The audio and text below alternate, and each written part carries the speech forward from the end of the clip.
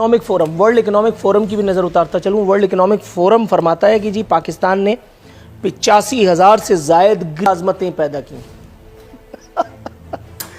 ये नस्वार की फैक्ट्री में मुलाजमतें पैदा की वर्ल्ड इकोनॉमिक फोरम, या वहाँ पे भी फैसल वाउडा जैसे अक्लमंद, इन्वर्टेड कॉमास में कह रहा हूँ, मौजूद हैं। वहाँ पे भी फवाद चौधरी जैसे लोग मौजूद हैं। इसका मतलब है वर्ल्ड इकोनॉमिक फोरम में भाई जिस 85,000 ग्रीन मुलाजमतों की बात कर रहे हो, अगर यहाँ आते तो मैं तुम्हें दिखाता। सदर मुमलिकत वो जो सदारती इस्तिस्ना एंजॉय कर रहे हैं हमला केस में, पार्लियामेंट हमला केस में, पीटीवी हमला केस में, वो ऑन रिकॉर्ड हैं। 20 लाख लोग तो सिर्फ लॉकडाउन के दिनों में ही बेरोजगार हो चुके थे। अब उस तादाद को अगर आप दोगुना ना करें, उसमें थोड़ा बहुत ही इजाफा कर लें, तो कम से कम 21 लाख अफराद इस वक्त भी बेरोजगार होंगे। मैं आपको ले जा करके दिखाता हूँ वो मीडिया वालों के ठेले, वो जो नान चना बेच रहे हैं इस एक तब्दीली सरकार के आने के बाद। उससे पहले सब ठीक था, उससे पहले सब ठीक था। एक और इंकशाफ, सनसनीखेज इंकशाफ किया है गवर्नर सिंध जनाब इमरान इस्माइल साहब ने। कहते हैं पाकिस्तान में गद्दारों की जगह नहीं। सर आपसे आधा घंटा चाहिए, गाड़ी मैं चलाऊंगा, पेट्रोल डीजल मेरा। मैं आपको दिखाता हूं गद्दारों के मस्कन, मैं आपको दिखाता हूं गद्दारों की पनागाहें, जो खुद जहां बाहर पुलिस वाले खड़े करके और अंदर साहब लोग डांस कर रहे होते हैं, पार्टी कर रहे होते हैं। आप कभी आइए, थोड़ा सा वक्त निकालिए।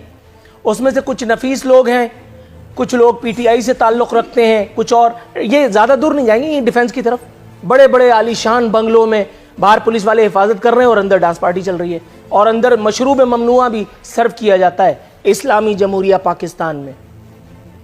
और वहीं पे वो सारे गद्दार जो किसी दौर में गद्दार थे और जिन्हें आज नफीस करके अपने गले से लगाए रखा है, वो ये तय कर रहे होते हैं कि यौम तासीस मनाया जाए तो किस नाम पे मनाया जाए।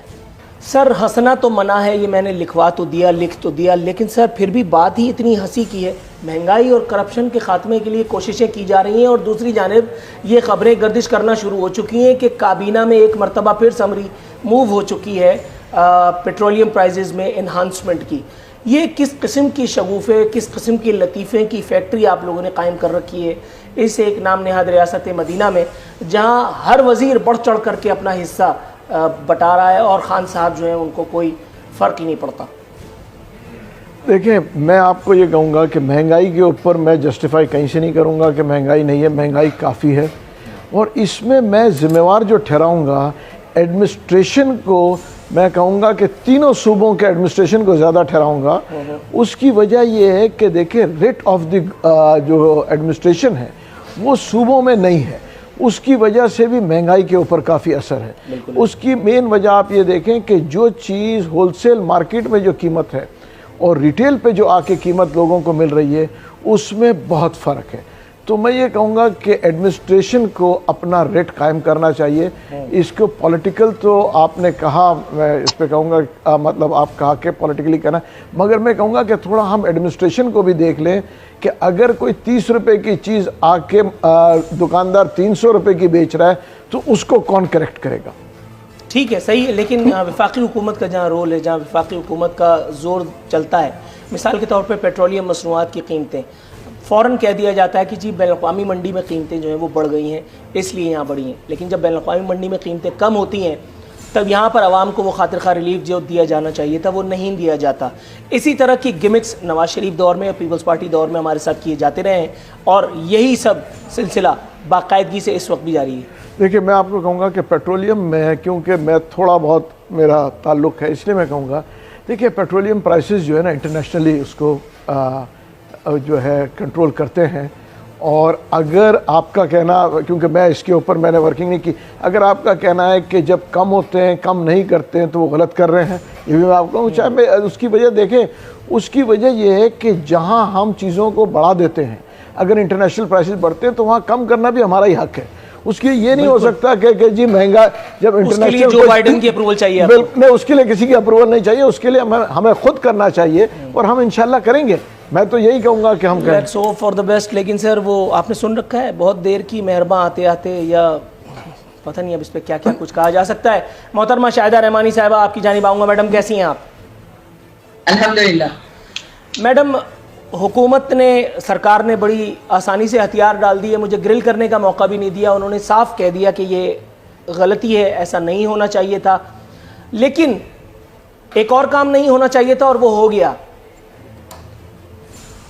फैसल वावडा, बल्कि सेनेटर फैसल वावडा की एक वीडियो मैंने देख ली है, कल रात से गुस्सा आ रहा है। मैंने सोचा आपसे अपना दुख बांट लूं। बाकायदा धड़ल्ले से आए हैं मीडिया पे और खड़े होकर के कह रहे हैं कि अब हम 2.5 साल में जो है वो एहतसाब का सफ़र तय करेंगे, चोरों लुटेरों को लटकाएंगे। मैडम, अगर लटकने वाली रस्सी इस हुकूमत के पास होती तो मेरे ख्याल है सबसे पहले खुद ही झूल रहे होते ये, क्योंकि जितना रिलीफ इनको दिया गया है, एक अकेले आदमी के लिए पूरी रियासत को जिस तरह से खिलौना बना दिया गया है, एक अकेले आदमी को सेनेटर बनवाने के लिए जिस मज़ार पे जाकर के हाजिरी दी गई है, आप मेरे ख्याल है उससे बेहतर जानती होंगी। वो आदमी जो इलेक्शन कमीशन में जिसको खातिर खा रिलीफ दिया गया, वो आदमी कि जिसको इस्लामाबाद हाई कोर्ट ने एन उस वक्त की जब बॉल उनकी कोर्ट से निकल चुकी थी तब उन्होंने कहा कि ये जो है बादिउन नज़र में नाअहल लगते हैं। मैडम, ये चोर लुटेरों को लटकाएंगे, और अगर इन्होंने लटका भी दिया तो हाथ पल्ले क्या रहेगा?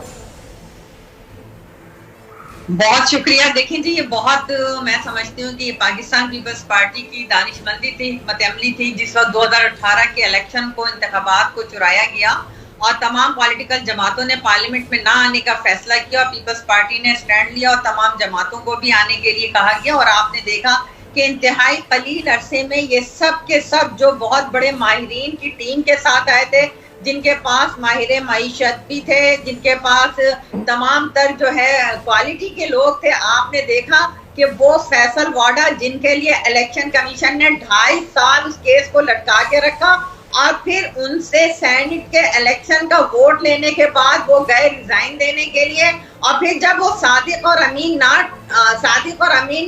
ना ठहरे तो आपने देखा उन्होंने फैसला आने से पहले ही कोर्ट से स्टे ऑर्डर ले लिया। ये इतने सादिक और अमीन हैं।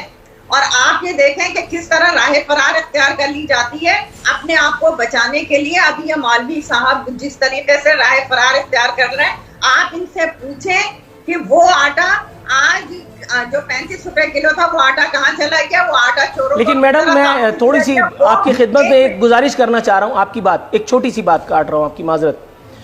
Technically speaking he is right, technically, हालांकि दिल दुख रहा है, लेकिन फिर भी ये इनको सही कहना पड़ेगा। यहाँ डिप्टी कमिश्नर क्या झक मारने के लिए रखा है? यहाँ पे डिप्टी कमिश्नर धड़ल्ले से मीडिया पे बैठ के झूठ बोलता है, कहता है कि दूध जो है वो 90 रुपए बिक रहा है। मैडम, दूध मेरे अपने घर पे 130 रुपए लीटर आ रहा है। ये डिप्टी कमिश्नर को किसने हम पे मुसल्लत किया है और किस जुर्म की सजा में ये लोग जो हैं वो यहाँ पर हमारे सरों पे मुसल्लत हैं? आज भी बात यह है कि आपके जो प्राइम मिनिस्टर सिलेक्टेड इस वक्त बैठे हुए, ये कहते थे कि पेट्रोल की कीमतें बढ़ती हैं तो ऑटोमेटिक हर चीज पे कीमत बढ़ जाती है। आप बताएं कि साल 2021 अभी 3rd मंथ के अंदर हम मिड में हैं और आप बताएं कि कितनी मरतबा पेट्रोल की कीमतें बढ़ी हैं। आप बताएं कि बिजली की कीमतें कितनी बढ़ी हैं। आप बताएं कि गैस की कीमतें कितनी बढ़ी हैं। आप बताएं कि वो चीनी की कीमतों पे नोटिस लेने वाले चीनी 100 रुपए क्रॉस कर गई, कोई किसी के कान पे जू नहीं रह गई। आप ये देखें कि आज मोती 550 रुपए किलो, बिल्कुल जहां पे आप डिप्टी कमिश्नर को कह रहे हैं कि गवर्नमेंट से पूछे कि कीमतों के प्राइस इतने ज्यादा क्यों हो गए, पेट्रोल क्यों महंगा होता जा रहा है। गॉट योर पॉइंट मैडम, थोड़ा सा तवक्कुफ की इस्तदा है। मैं आपसे निहायत दस्त बस्ता गुजारिश करता हूँ कि अगर थोड़ा सा आप तहम्मुल फरमाएं।